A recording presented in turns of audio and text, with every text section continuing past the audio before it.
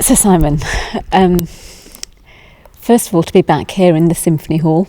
Oh, well, look, it's extraordinary because, of course, you walk in and it's this kind of living, breathing place, but, we remember it as, well, first of all, a dream, and then, the amazement of it being a possibility, and then seeing the hole in the ground. And here it is, and now here we are, more than a quarter of a century later, and it's a joy. It's still one of the great concert halls, and so wonderful to have the Vienna Philharmonic come into play here and just going, oh, a great hall.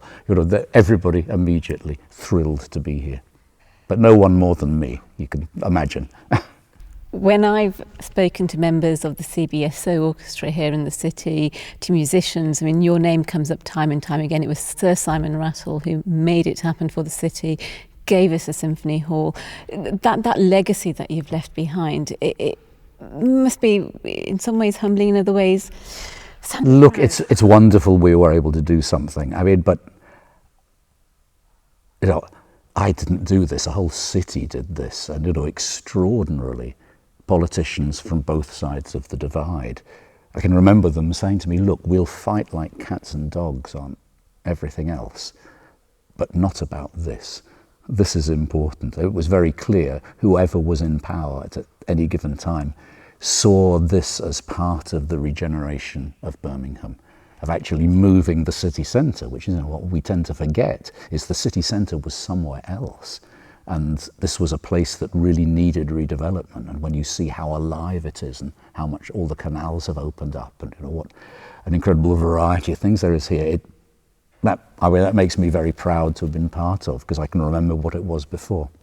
And coming home to open the 25th International Concert Season for the Town Hall Symphony Hall in this way, and conducting Elgar's works as well. It's all very, very local and very rooted. How important is that to you? This piece, it's exactly 115 years ago, and of course it was born in Birmingham.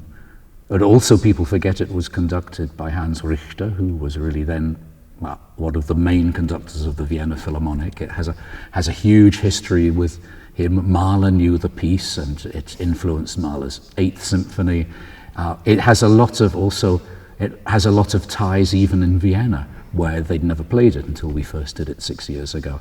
One of the real pleasures was when we played it last time, they said, "Simon, please try to find another way where we can play this extraordinary piece again." And so to bring it home to Birmingham, of all places, is the best answer to that request. Does that, not alter, but I suppose, does that add an extra dimension when it comes to you and conducting this piece, because of where you are right now and where it's going to be performed tonight? Oh, of course it does. But also this extraordinary team, great soloists, but a chorus of people from 16 to 22, really also coming together for the first time to do this.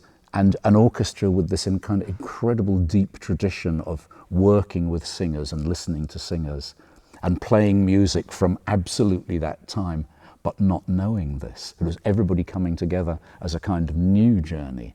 That makes it also very special. And I was trying to explain to the Viennese what the phrase "coals to Newcastle" means. But yeah, of course, you come to a place like this and you do feel it's in the walls.